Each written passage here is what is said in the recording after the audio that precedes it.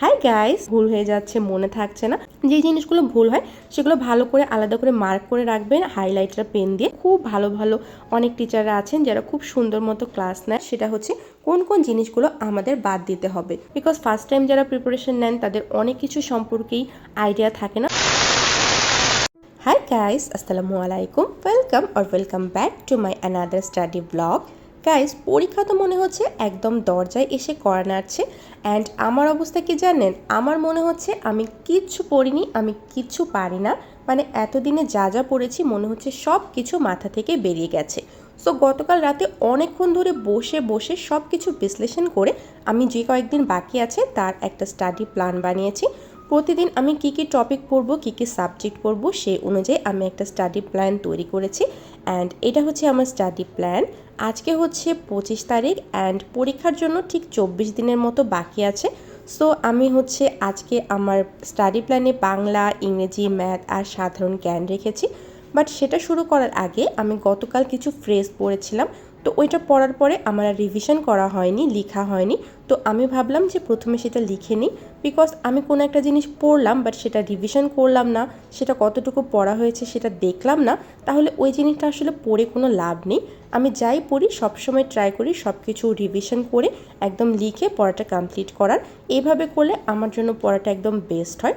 So প্রথমে আমি ফ্রেজগুলো সবগুলো লিখবো, তারপরে দেখবো যে আমার কতটুকু হয়েছে, কোথাও কোনো সমস্যা আছে কিনা। তারপরে আমি আমার আজকের স্টাডি প্ল্যান অনুযায়ী সমস্ত কিছু পড়াটা শুরু করব। So guys, phrase, synonym, antonym এই জিনিসগুলো আমার কাছে আগে খুব বেশি কঠিন মনে হতো। আমি যতই পড়তাম আমি ভুলে যেতাম, কিছুতেই আমি মনে রাখতে পারতাম না। তারপরে আমি কি করেছি, প্রতিদিন একটু একটু করে এগুলো পড়া শুরু করেছি। অ্যান্ড এখন আমার বর্তমানে এই জিনিসগুলো আগের থেকে অনেক বেশি ইজি মনে হচ্ছে। মানে এখন আমি অনেকটাই জিনিসটা মনে রাখতে পারি। সো আপনাদেরকেও সাজেস্ট করব একবারে অনেকগুলো করে পড়ার চেষ্টা না করে অল্প অল্প করে পড়বেন অ্যান্ড সেটা বারবার রিভিশন করবেন। তাহলে দেখবেন যে এই জিনিসটা কিন্তু ভালো মতো আয়ত্তে আসবে অ্যান্ড একদম সব কিছু মনে না থাকলেও অনেক ভালো কিন্তু মনে থাকবে। তো আমি এই টেকনিকটা ইউজ করি, প্রতিদিন আমি কিছু সিনোনিম, অ্যান্টোনিম আর ফ্রেজ পড়ি অ্যান্ড এভাবে আমি আমার এই জিনিসটাকে আর কি আয়ত্তে নিয়ে এসেছি। সো এই ছোটো টিপসটা আপনাদের সাথে শেয়ার করলাম। আমি জানি অনেকের এই টিপসটা জানা আছে, বাট যাদের জানা নেই তাদের জন্য আমি এটা বললাম। তো আমি প্রথমে সবগুলো লিখে নিলাম অ্যান্ড এখন আমি সবগুলোর অ্যান্সারগুলো লিখব। অ্যান্ড এটা লিখতে গিয়ে আমি খেয়াল করলাম কিছু কিছু আমি অ্যান্সার করতে পারছি না। মানে আমি এত ভালো করে পড়েছিলাম তারপরেও আমার ভুল হয়ে যাচ্ছে, মনে থাকছে না। তো এই জিনিসগুলো আমার আর একবার একটু পড়ে নিতে হবে। তো আমি লেখাটা কমপ্লিট করার পরে সব কিছু চেক করলাম, আমার কয়েকটা হয়েছে কয়েকটা হয়নি। তারপরে যেগুলো যেগুলো ভুল হয়েছে সেগুলো আমি একটু মার্ক করে রেখেছি যাতে পরবর্তীতে আবার রিভিশন করতে পারি। অ্যান্ড এখন আমি এটা আর একটু ভালো মতো পড়ে নিচ্ছি। যেই জিনিসগুলো ভুল হয় সেগুলো ভালো করে আলাদা করে মার্ক করে রাখবেন হাইলাইটার পেন দিয়ে, তাহলে ওই জিনিসটা সহজে চোখে যাবে অ্যান্ড আপনি বারবার জিনিসটা দেখলে এটা আর ভুল হবে না, এটা মনে থাকবে আপনার অনেক টাইম ধরে। তো আমার না এটা পড়তে পড়তে অনেকটা টাইম চলে গিয়েছে অ্যান্ড মাথা একদম পুরো ব্যথা হয়ে যাচ্ছিল। তো তারপরেও আমি এটা অনেকক্ষণ ধরে একদম ভালো মতো কমপ্লিট করলাম। 2000 years later. হাই গাইস, তো আমি এখন একটা ছোট্ট ব্রেক নিয়েছি। আমি সকাল থেকে পড়ছি অ্যান্ড মাথা পুরো হ্যাং হয়ে গেছে। সো ব্রেক নেওয়ার পরে আমি আবার চলে আসলাম আমার পড়ার টেবিলে অ্যান্ড এখন হচ্ছে আমি ম্যাথ করব, বিকজ অনেকক্ষণ ধরে মুখস্থ জিনিস পড়েছি। সো এখন আমার আর ইচ্ছা হচ্ছিল না মুখস্থ টাইপের কোনো কিছু করার। তো আমি অনলাইনে একটা লেকচার অ্যাটেন্ড করছিলাম, আজকে আমি সূচকের ম্যাথগুলো প্র্যাকটিস করছি। তো সূচকের আমি অনলাইনে কিছু ক্লাস দেখছিলাম অ্যান্ড সাথে সাথে প্র্যাকটিস করছিলাম। অনলাইনে কিন্তু খুব ভালো ভালো ম্যাথ ক্লাস অনেক টিচাররাই করান। তো এগুলো কিন্তু খুবই হেল্পফুল। আমি এইবার কোনো কোচিং করছি না, সো আমি অনলাইনের হেল্প নিয়ে আমার যেই যেই জায়গায় প্রবলেম সেগুলো হচ্ছে সলভ করে ফেলি। অ্যান্ড আপনারাও কিন্তু অনলাইনে ক্লাস করেই দেখতে পারেন, খুব ভালো ভালো অনেক টিচাররা আছেন যারা খুব সুন্দর মতো ক্লাস নেন, একদম বেসিকটা খুব সুন্দর মতো ক্লিয়ার করে দেন।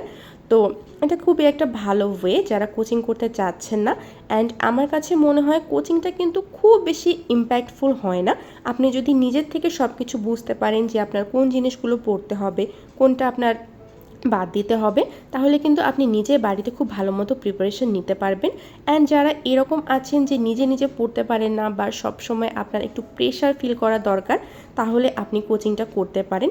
অ্যান্ড যারা ফার্স্ট টাইম বিসিএস এর প্রিপারেশন নেবেন তাদের জন্য কোচিংটা ভালো আইডিয়া, বিকজ ফার্স্ট টাইম যারা প্রিপারেশন নেন তাদের অনেক কিছু সম্পর্কেই আইডিয়া থাকে না। তো কোচিংয়ে তারা খুব সুন্দর মতো একটা ডাইরেকশন দিয়ে দেয় কিভাবে আপনাদের পড়তে হবে, কোন কোন টপিকগুলো পড়তে হবে। 3 hours later. So guys, already এখন সন্ধ্যা হয়ে গেছে অ্যান্ড আমি একটা ছোট্ট স্ন্যাক্স ব্রেক নিলাম। অ্যান্ড আফটার ব্রেক আমি আবার চলে আসলাম স্টাডি করতে। অ্যান্ড রাইট নাও আমি বাংলা পড়বো, বাংলা ব্যাকরণ। অ্যান্ড আমি বাংলা ব্যাকরণটা সবসময় ক্লাস 9-10-এর যে ব্যাকরণ বইটা আছে সেটা থেকেই পড়ি। অ্যান্ড ওই বইটা বেস্ট, ওখানে সব কিছু এত সুন্দর মতো গুছিয়ে দেওয়া আছে যে ওই বইটা ভালো মতো পড়লে বাংলা ব্যাকরণের জন্য আর টেনশন করার কোনো দরকার নেই। ক্লাস 9-10-এর যে ওল্ড বাংলা ব্যাকরণ বইটা সেটা। তো আমি আজকে আমার বইটা খুঁজে পাচ্ছি না, আর অন্য কোথায় গেছে। তো দ্যাটস ওয়াই আমি এই বইটা থেকে পড়ছি, নাহলে আমি সবসময় ওই বইটা থেকেই পড়ি অ্যান্ড ওটা আমার ফেভারিট। অ্যান্ড গাইস, আরেকটা জিনিস আপনাদেরকে বলবো, পরীক্ষার প্রিপারেশনের জন্য কোন কোন টপিকগুলো, কোন কোন জিনিসগুলো পড়া দরকার সেটা জানাটা যেমন খুবই ইম্পর্টেন্ট, ঠিক তেমনই আরেকটা জিনিস জানা খুব দরকার, সেটা কোন কোন জিনিসগুলো আমাদের বাদ দিতে হবে। সব কিছু পড়তে যাবেন না, সব কিছু পড়লে সেটা কোনো কাজেই আসবে না, না সেটা আপনার মনে থাকবে, না পরীক্ষার হলে কোনো কাজে দিবে। স্পেসিফিক ইম্পর্টেন্ট জিনিসগুলো ভালো মতো পড়ুন, বারবার করে পড়ুন অ্যান্ড বেশি বেশি করে প্র্যাকটিস করুন। অ্যান্ড এখন যখন একদম লাস্ট মোমেন্ট চলে এসেছে, এখন শুধুমাত্র ইম্পর্টেন্ট টপিকগুলোই আমাদের পড়তে হবে অ্যান্ড বারবার করে পড়তে হবে, বিকজ পরীক্ষার হলে গিয়ে খুব বেশি কনফিউশনের সৃষ্টি হয়, বিকজ অনেক বেশি টেনশনে থাকে সবাই, অনেক বেশি প্রেশার ফিল করে। That's why. সো এই জিনিসটা অবশ্যই মাথায় রাখবেন অ্যান্ড বেশি বেশি করে এখন প্র্যাকটিস করুন। একদমই সময় নষ্ট করবেন না, ফুল কনসেন্ট্রেশন জাস্ট পড়াশোনার উপরে রাখুন অ্যান্ড বাকি সব কিছু থেকে নিজেকে দূরে রাখুন। আজকের জন্য এতটুকুই। সবাই ভালো থাকবেন, সুস্থ থাকবেন। আল্লাহ হাফেজ।